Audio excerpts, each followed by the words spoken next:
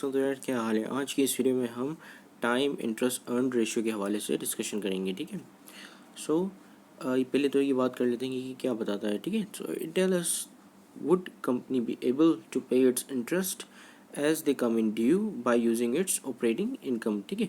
तो ये बताता है कि कंपनी के पास इतनी ऑपरेटिंग इनकम होगी कि कंपनी ने जो लोन लिया है या कंपनी के पास जो इतना सारा डेट पड़ा हुआ है, उस डेट पे कंपनी को जो इंटरेस्ट लगता है वो इंटरेस्ट पे कर पाएगी या नहीं कर पाएगी। ठीक है। अगर पे कर पाएगी तो कितनी अफेक्टिवली वो पे कर सकती है। ठीक है। यानी कि कंपनी की जो इनकम है या ऑपरेटिंग इनकम है वो कंपनी के इंटरेस्ट एक्सपेंस से कितनी ज़्यादा है। ठीक है। तो ये हमें ये चीज़ इंडिकेट करता है कि कंपनी की जो ऑपरेटिंग इनकम है वो कितनी ज़्यादा है as compare to the companies interest expense. ठीक है। So how does it calculate, ये किस तरह कैलकुलेट किया जाता है। ठीक है। So earning before income and tax को आप जो है न्यूमिनेटर पे रखते हैं और डिनोमिनेटर पे interest expense plus capitalised interest. ठीक है। अभी कैपिटलाइज इंटरेस्ट क्या होता है? कैपिटलाइज इंटरेस्ट वो इंटरेस्ट होता है जो कि आपकी प्रिंसिपल अमाउंट में, प्रिंसिपल अमाउंट क्या होती है कि जो आप जितना आप कर्ज़ा लेते हो। ठीक है। लेट सपोज कि आपने कुछ 1 लाख रुपए कर्ज़ा लिया। ठीक है। उस पर आपको 10 रुपये इंटरेस्ट की पेमेंट है। ठीक है। मतलब 10 रुपये इंटरेस्ट आपसे चार्ज होता है उस 1 लाख रुपीज़ पे। ठीक है। तो वो 1 लाख रुपीज़ आपकी प्रिंसिपल हुई और 10 रुपये आपका इंटरेस्ट हुआ। लेकिन ये 10 रुपये आपको हर महीने पेमेंट नहीं करनी पड़ती है, बल्कि ये 10 रुपये जो है आपकी प्रिंसिपल अमाउंट पे ही लग जाते हैं। यानी कि अगर इस महीने पेमेंट नहीं की इंटरेस्ट की तो वो 10 रुपये जो है वो 1 लाख रुपए में लग जाएंगे। तो ये 1 लाख 10 रुपये अब आपके ऊपर ड्यू हो जाएंगे। ठीक है। So this is what the capitalize interest is. ठीक है। इसके अलावा कैपिटलाइज इंटरेस्ट उसको भी बोलते हैं जब आपकी प्रॉपर्टी के अंदर जो मतलब लेट सपोज की कंपनी ने जो बॉन्ड्स इशू किए ताकि एक फैक्ट्री बना सके। ठीक है। तो उस फैक्ट्री की जो उस फैक्ट्री बनाने की जो कॉस्ट आई कंपनी को, उसके अंदर ही वो इंटरेस्ट की कॉस्ट भी मिला दें। ठीक है। लेट सपोज कि कंपनी को जो रॉ मटेरियल वगैरह आया फैक्ट्री को प्रोड्यूस करने के लिए, सीमेंट वेमेंट आई, ईंटें आई, मशीनरी आई, जो भी आई, तो उस सब की एक कॉस्ट होगी। राइट। तो उस कॉस्ट को भी कंपनी ने अपनी फैक्ट्री की कॉस्ट को रखा कि भाई फैक्ट्री में इतने की बनी, प्लस जो हमने फैक्ट्री को बनाने के लिए मतलब वो लिया था, लोन लिया था, उसके ऊपर जो मुझे इंटरेस्ट लगा वो इतना लगा, तो उसको भी उसी फैक्ट्री की बनाने वाली कॉस्ट में ही शुमार कर देगा। ठीक है। तो लाइक फैक्ट्री को बनाने के लिए जो कंपनी को रिसोर्सेज लगी वो 2 लाख की थी। ठीक है। लेकिन जो इंटरेस्ट कंपनी जो रिसोर्सेज को अक्वायर करने के लिए कंपनी ने लोन लिया था 2 लाख का, उस पर जो इंटरेस्ट लगा वो भी 20,000 का था। तो अब कंपनी कहेगी कि ये जो फैक्ट्री है वो 2 लाख की नहीं बनी बल्कि 2,20,000 की बनी, क्योंकि कंपनी ने इस कैपिटलाइज इंटरेस्ट कर दिया, मतलब इसके अंदर इंटरेस्ट भी शुमार कर दिया। ठीक है। So this is what capitalize interest is. ठीक है। So let's calculate it. Our EBIT यानी कि earning before tax is 1 lakh rupees, and then our interest expense is 10,000, and then our capitalized interest is 3,000। ठीक है। तो अब हम क्या करेंगे, 1 लाख को डिवाइड कर देंगे जिस तरह हमारे यहाँ पे फॉर्मूले में लिखा था कि interest expense plus capitalize interest. इसी तरह हम 1 लाख को डिवाइड कर देंगे 10,000 से प्लस 3,000। ठीक है। 10,000 प्लस 3,000, तो जब हम इनको डिवाइड करेंगे तो हमारे पास क्या आंसर आएगा, 7.6 टाइम्स। ठीक है। तो यानी कि हमारी जो ऑपरेटिंग इनकम है या EBIT earning before income and taxes हमारा 7.6 टाइम्स ज़्यादा है हमारी इंटरेस्ट पेमेंट के मुकाबले में। ठीक है। तो इसका मतलब कि कंपनी कंपनी की जो इंटरेस्ट कवरेज है वो अच्छी है। ठीक है। वो कंपनी बिल्कुल अच्छी तरीके से अपनी इंटरेस्ट की पेमेंट कर पा रही है, और क्योंकि उनकी जो इनकम है या EBIT, ठीक है, EBIT not net income, EBIT earning before income and taxes जो है वो 7.6 टाइम्स ज़्यादा है बनिस्बत उनके इंटरेस्ट एक्सपेंस के। ठीक है। So this is what it indicates us. ठीक है। ये बताते हैं कि कंपनी की जो इंटरेस्ट कवरेज है वो कितनी अच्छी है, तो इसीलिए हम इसको इंटरेस्ट कवरेज रेशियो भी बोलते हैं। ठीक है। सो if you are taking net income instead of EBIT, then you should add back these expenses। ठीक है। ये कुछ expenses हैं जो अगर आप जो है EBIT आपके पास अवेलेबल नहीं होती और आपके पास सिर्फ net income होती है, कंपनी की जो इनकम स्टेटमेंट्स हैं उनमें तो आप जो है इन एक्सपेंसेस को फिर से ऐड बैक कर देते हो ताकि आपके पास जो है वो EBIT आ जाए। क्योंकि अगर EBIT का मतलब क्या होता है, earning before income and taxes. तो earning before income tax income I mean आपने इंटरेस्ट को ऐड कर दिया तो ये अर्निंग बिफोर इंटरेस्ट हो गया, ठीक है। और आपने टैक्सेस को फिर से ऐड कर दिया तो earning before income and taxes हो गया, ठीक है। अब माइनॉरिटी इनकम क्या होती है? माइनॉरिटी इनकम यानी कि जब आपके पास एक सब्सिडियरी कंपनी हो और सब्सिडियरी कंपनी के आप 100% ओनर ना हो, ठीक है। आप कितने परसेंट हो? 70, 80, 90, ठीक है, लेकिन 100% ओनर नहीं है, ठीक है। तो बाकी जो रिमेनिंग परसेंटेज है, ठीक है, जैसे लाइक सपोज कि अगर आप 90% सब्सिडियरी के ओनर हो, बाकी 10% कोई और ओन करता है, तो वो जो कोई और ओन करता है वो आपका माइनॉरिटी इंटरेस्ट है। तो जाहिर सी बात है, जब वो कंपनी इनकम कमाएगी तो माइनॉरिटी को भी तो देनी पड़ेगी ना इनकम, वो जो 10% ओन करता है उस सब्सिडियरी को आपकी, ठीक है। तो उसको हम कहेंगे माइनॉरिटी इनकम। अब क्योंकि ये इनकम आपने नहीं कमाई, आपके हिस्से में नहीं है, जिसकी वजह से हम इसका इफेक्ट भी ख़त्म कर देते हैं, ठीक है। तो अब दूसरा है equity earning from non consolidated subsidiary, ठीक है। अब ये क्या होता है? नॉन कंसोलिडेटेड सब्सिडियरी वो सब्सिडियरी होती है कि जब जिसको आप अपनी स्टेटमेंट के साथ कंसोलिडेट नहीं कर सकते हो, ठीक है। यानी कि आपने जो है उस सब्सिडियरी में कुछ 50% से कम ओनरशिप एक्वायर्ड की हुई होती है, यानी कि 20-30%, ठीक है, या फिर 50% नहीं हो सकती है, 20-30, 10% या 5% ओनरशिप आपने एक्वायर्ड की होती है एक सब्सिडियरी में, ठीक है।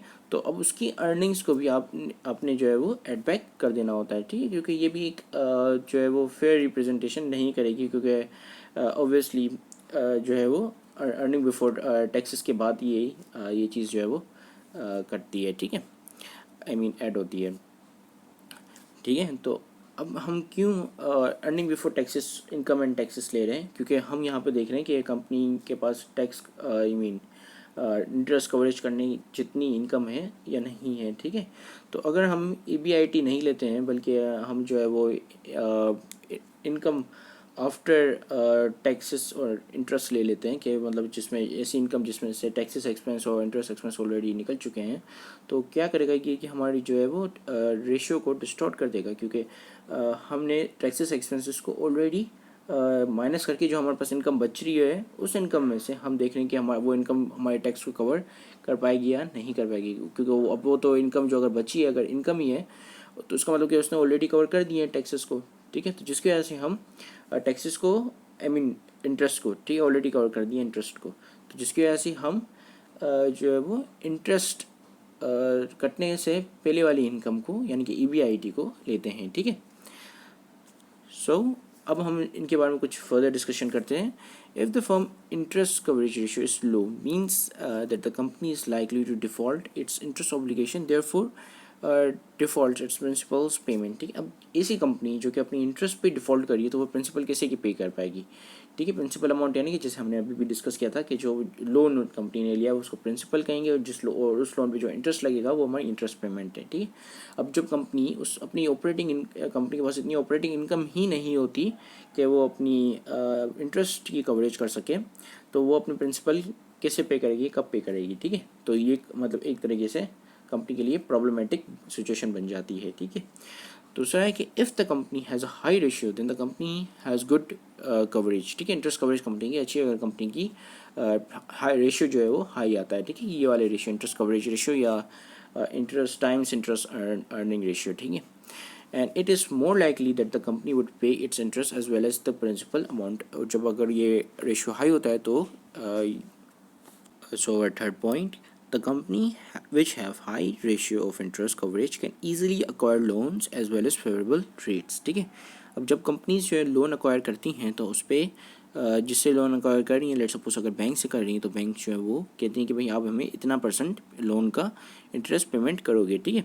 अब ऐसी कंपनी जिसका ये रेशियो काफ़ी हाई होता है और काफ़ी मतलब कंसिस्टेंटली हाई रहता है कि वो जब भी आप मतलब कि जब भी वो लोन लेती हैं उन पे वो इंटरेस्ट की पेमेंट करती रहती हैं, तो उनको जो है वो लोन्स एक्वायर करने में काफ़ी आसानी होती है, क्योंकि सबको पता होता है कि ये अपने लोन पे जो इंटरेस्ट है वो उनकी पेमेंट करते हैं, वो अपने इंटरेस्ट पे कभी भी डिफ़ॉल्ट नहीं हुए, तो जिसकी वजह से हर कोई उनको लोन दे देता है, ठीक है, और फेवरेबल रेट्स पे देता है, यानी कि कम रेट्स पे देता है, क्योंकि क्या होता है कि जितना ज़्यादा रिस्क होता है उतना ज़्यादा रिटर्न होता है, ठीक है। क्योंकि अगर आप जो है एक ऐसे बंदे के लोन दे रहे हो जो कि काफ़ी मतलब डिफ़ॉल्ट कर चुका है अपनी हिस्ट्री में, तो ओबियसली ये लोन आपको आप जो है कंसर्न होगे कि ये मुझे लोन वापस कर पाएगा या नहीं कर पाएगा। अब आप उसको उसी शर्त पे लोन दोगे ताकि वो आपको हाई इंटरेस्ट रेट आप उस पर हाई इंटरेस्ट रेट चार्ज होगी, ताकि वो आपको ज़्यादा इंटरेस्ट की पेमेंट करे, क्योंकि ये आपका लोन आप जहाँ पे मतलब लोन दे रहे हो वो रिस्की है, ठीक है। तो जिसकी वजह से अगर ये कंपनी का ये रेशियो लो होता है तो उसका मतलब कि कंपनी अपने पहले भी इंटरेस्ट में डिफ़ॉल्ट कर चुकी है, और ये जो है आप अगर आप लोन दोगे तो इसका रिस्क जो है वो काफ़ी ज़्यादा होगा, तो जिसकी वजह से आप जो है काफ़ी ज़्यादा रिटर्न मांगोगे कंपनी से, ठीक है। तो अगर कंपनी का ये रेशियो लो है तो कंपनी को एक तो लोन नहीं मिलेगा कहीं से, और अगर मिलेगा भी तो काफ़ी हाई इंटरेस्ट रेट्स पे मिलेगा, ठीक है। So this ratio shows that the long-term debt-paying ability of the company and help the investor to evaluate whether to invest in the company or not, ठीक है। अब दूसरा इन्वेस्टर्स को ये रेशियो इस तरह हेल्प करता है उसकी कि वो इन्वेस्टर देखते हैं कि हम जो है इस कंपनी के ऊपर इन्वेस्ट करें या किसी और कंपनी के ऊपर इन्वेस्ट करें जिसकी जो क्रेडिट रेटिंग्स हैं, तो क्रेडिट रेटिंग्स कहते हैं सेम कि वो अपनी कितनी अच्छी तरीके से जो है वो पे कर पाती हैं अपना लोन, ठीक है, वापस कर पाती हैं लोन, या इंटरेस्ट पेमेंट उस पर जो है पे कर पाती हैं, उसको हम क्रेडिट रेटिंग कहते हैं, ठीक है। सो क्रेडिट रेटिंग मतलब दी जाती है कंपनी को कि उनकी जो है क्रेडिट स्कोर या क्रेडिट रेटिंग कितना है, ठीक है। तो एक तो इन्वेस्टर ये देखते हैं, दूसरा इन्वेस्टर ये इंटरेस्ट कवरेज रेशियो को देख सकते हैं, ठीक है। So sometimes company will be able to pay their interest expense even if the ratio is below 1 times, यानी कि उनका रेशियो जो है वो उनकी जो ऑपरेटिंग इनकम है वो बराबर होती है उनकी इंटरेस्ट एक्सपेंस के, ठीक है। 1 टाइम्स का मतलब कि एक टाइम, ठीक है, एक टाइम ही बस ज़्यादा है, ठीक है। मतलब कि मोस्टली ये सिचुएशन होती है कि ये बराबर होती है, ठीक है। सो 1 times because of the non cash expense which does not acquire funds, ठीक है।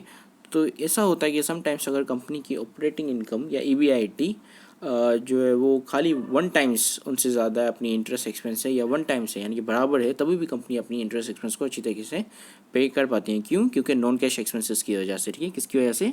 नॉन कैश एक्सपेंसेस की वजह से। अब ये क्या होते हैं? ये होते हैं अमोर्टाइजेशन एक्सपेंस, डेप्रिसिएशन एक्सपेंस, ठीक है। ऐसे एक्सपेंस क्या करते हैं कि आपकी जो EBIT है उसको कम कर देते हैं, ठीक है। तो बाकी एक्सपेंसेस तो कैश के जो हैं वो उनको पेमेंट कर देगी। अब बचे जो नॉन कैश एक्सपेंसेस उनकी ऑब्वियसली कंपनी को कैश के अंदर पेमेंट करनी नहीं है, तो कैश बच जाएगा, तो उस कैश से जो है वो इंटरेस्ट एक्सपेंस की पेमेंट हो जाएगी, ठीक है। तो जिसकी वजह से वो कंपनीज भी जिनका खाली 1 टाइम्स ये रेशियो आता है तो वो कंपनीज भी इसकी पेमेंट इंटरेस्ट एक्सपेंस की पेमेंट कर सकती हैं, ठीक है। For more conservative approach or better indication of the company's ability to pay the debts, all these non-cash expenses can be added back to the EBIT, ठीक है। इसलिए अब इन्वेस्टर को क्या करना चाहिए कि इन्वेस्टर को ये कर सकता है कि अगर उसको ये वाकई में मतलब देखना है कि कंजर्वेटिवली देखना है, ठीक है, यानी कि कंपनी को